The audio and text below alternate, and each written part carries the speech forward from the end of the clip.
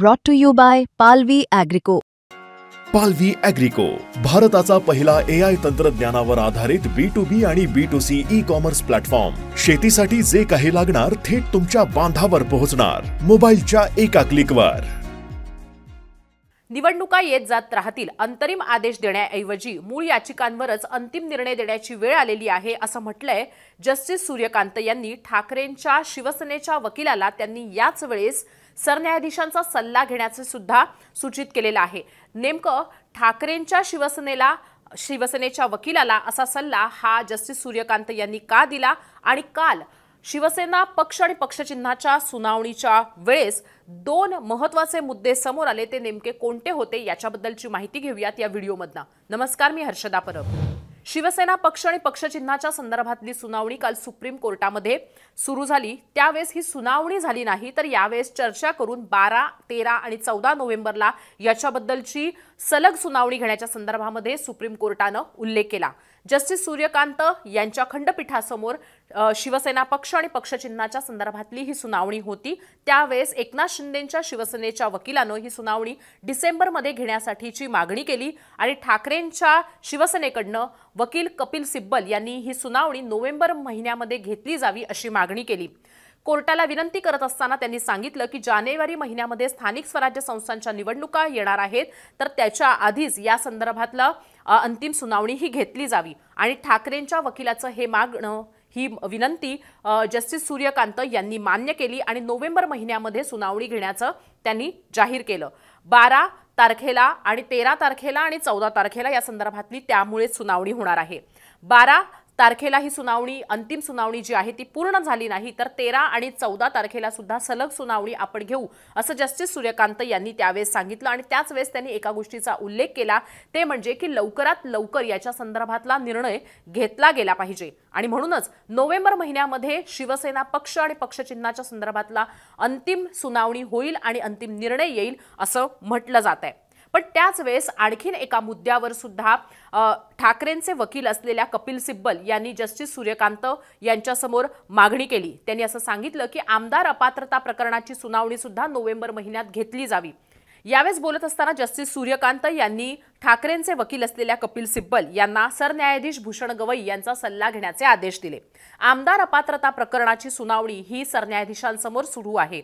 म्हणजेच तत्कालीन सरन्यायाधीश धनंजय चंद्रचूड यांच्या समोर ही सुनावणी सुरू होती. अगदी सुरुवातीपासून ही सुनावणी सरन्यायाधीश धनंजय चंद्रचूड यांच्या समोर झाली होती.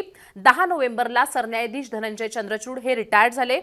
ही सुनावणी आमदार अपात्रता प्रकरणाची ही सरन्यायाधीशांच्या समोर संपेल असं म्हटलं जात होतं. त्याच्या आधीच निवडणुका लागल्या, आचारसंहितांमुळे ही जी सुनावणी आहे ती होत नाही असं म्हटलं जात होतं. पण आचारसंहितांची अडचण याला येणार नाही, कारण ऑलरेडी या ज्या सुनावण्या आहेत त्या सूचीबद्ध आहेत किंवा लिस्टेड आहेत आणि त्यामुळे आचारसंहितेची अडचण या सुनावणीला येणार नाही असं तेव्हा सुप्रीम कोर्टामध्ये वकील असलेले सिद्धार्थ शिंदे यांनी माध्यमांशी बोलताना सांगितलं होतं. आमदार अपात्रता प्रकरणाच्या संदर्भामध्ये ठाकरेंच्या शिवसेनेकडनं विधानसभा अध्यक्ष राहुल नार्वेकर यांनी घेतलेल्या निर्णयाला आव्हान देण्यात आलं होतं. विधानसभा अध्यक्ष राहुल नार्वेकर यांनी ठाकरेंचे बरोबर गेलेले आमदार आणि एकनाथ शिंदेंबरोबर गेलेले आमदार अशा दोन्ही बाजूच्या आमदारांना पात्र ठरवल्यामुळेच ठाकरेंकडनं आमदार अपात्रता प्रकरणाच्या केसला चॅलेंज देण्यात आलं होतं सुप्रीम कोर्टामध्ये. सरन्यायाधीश धनंजय चंद्रचूड यांनी विधानसभा अध्यक्ष राहुल नार्वेकर यांच्याकडनं आमदार अपात्रता प्रकरणाच्या संदर्भामध्ये निर्णय घेण्यासाठी जो उशीर होतो आहे याच्या संदर्भामध्ये एक कालमर्यादा ठरवून दिली होती. ठाकरेंच्या शिवसेनेकडनं आमदार अपात्रता प्रकरणाच्या संदर्भामध्ये निर्णय घ्यायला विधानसभा अध्यक्ष राहुल नार्वेकर यांच्याकडनं उशीर होतो आहे, तेव्हा सुप्रीम कोर्टानं याच्याबद्दलचा निर्णय द्यायला हवा अशी मागणी केली होती.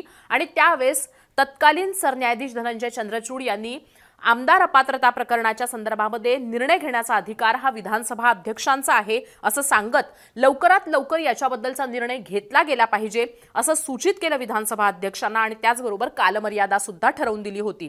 या कालमर्यादेमध्येच विधानसभा अध्यक्ष राहुल नार्वेकर यांनी आमदार अपात्रता प्रकरणाचा निकाल दिला आणि दोन्ही बाजूच्या आमदारांना म्हणजे ठाकरेंबरोबर गेलेल्या आमदारांना आणि एकनाथ शिंदेंबरोबर गेलेल्या आमदारांना त्यांनी पात्र ठरवलं होतं. याच विधानसभा अध्यक्षांच्या निर्णयाला ठाकरे ठाकरेंच्या शिवसेनेकडनं सुप्रीम कोर्टामध्ये चॅलेंज दिलं गेलं आणि त्याला कारण ठरलं होतं सरन्यायाधीशांचीच एक सूचना। सरन्यायाधीशांनी जेव्हा विधानसभा अध्यक्ष राहुल नार्वेकर यांना आमदार अपात्रता प्रकरणामध्ये निर्णय घेण्यासाठी कालमर्यादा ठरवून दिली होती, त्याच वेळेस जर का पक्षकारांना विधानसभा अध्यक्षांचा हा निर्णय मान्य नसेल तर ते पुन्हा एकदा सुप्रीम कोर्टामध्ये त्याला चॅलेंज करू शकतात किंवा सुप्रीम कोर्टाकडे येऊ शकतात असं म्हटलं होतं। आणि त्याचाच आधार घेत ठाकरेंच्या शिवसेनेकडनं या आमदार अपात्रता प्रकरणाच्या निकालाला सुप्रीम कोर्टामध्ये चॅलेंज दिलं होतं।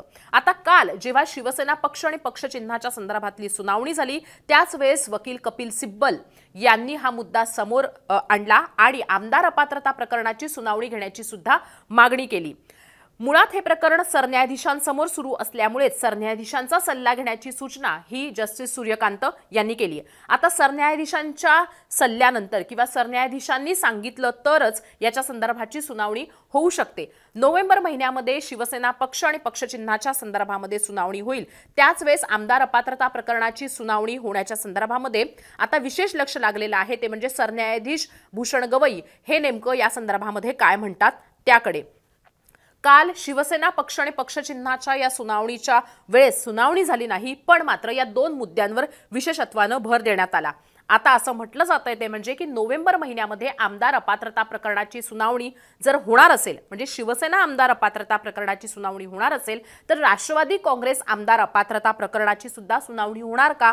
कारण जेव्हा आमदार अपात्रता प्रकरण जेव्हा सुनावणीसाठी सुप्रीम कोर्टासमोर आलं होतं त्याच वेळेस राष्ट्रवादी काँग्रेसच्या म्हणजे अजितदादांच्या गटाकडनं सुद्धा आणि शरद पवारांच्या गटाकडनं सुद्धा जे आमदार अपात्रता प्रकरणाला चॅलेंज करण्यात आलं होतं, राष्ट्रवादी काँग्रेस आमदार अपात्रता प्रकरणाचा जो विधानसभा अध्यक्षांनी दिलेला निकाल होता त्याला, तर त्याची सुद्धा सुनावणी सुप्रीम कोर्टामध्ये शिवसेनेच्याच आमदार अपात्रता प्रकरणाच्या बरोबरच सुरू होती। आणि त्याच अनुषंगानं आता जर का सरन्यायाधीश भूषण गवई यांनी शिवसेना आमदार अपात्रता प्रकरणाच्या संदर्भामध्ये सुनावणी घेण्यासाठीची परवानगी दिली किंवा त्याच्या संदर्भातला सल्ला दिला तर मग राष्ट्रवादी काँग्रेस आमदार अपात्रता प्रकरणाची सुद्धा सुनावणी होऊ शकते असं म्हटलं जातंय। पण त्यासाठी राष्ट्रवादी काँग्रेसकडनं सुद्धा राष्ट्रवादी काँग्रेस आमदार अपात्रता प्रकरणाची सुनावणी घेण्यासाठीची मागणी ही करावी लागणार आहे सुप्रीम कोर्टाकडे आणि त्यानंतर याच्याबद्दलचा निर्णय घेतला जाऊ शकतो। सूचीबद्ध असल्यामुळे कदाचित स्वतःहून या संदर्भातली सुनावणी घेण्यासाठीचं पाऊल हे सरन्यायाधीशांकडनं उचललं जाणार का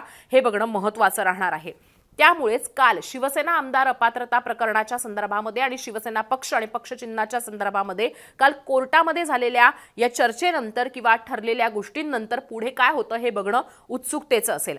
तुम्हाला काय वाटतं? शिवसेना पक्ष आणि पक्षचिन्हाच्या संदर्भातली ही जी सुनावणी आहे त्याचबरोबर शिवसेना आमदार अपात्रता प्रकरणाची सुनावणी होईल का की राष्ट्रवादी काँग्रेस आमदार अपात्रता प्रकरणाची सुनावणी घेण्यासाठीची मागणी ही राष्ट्रवादी काँग्रेसकडनं सुद्धा केली जाईल का?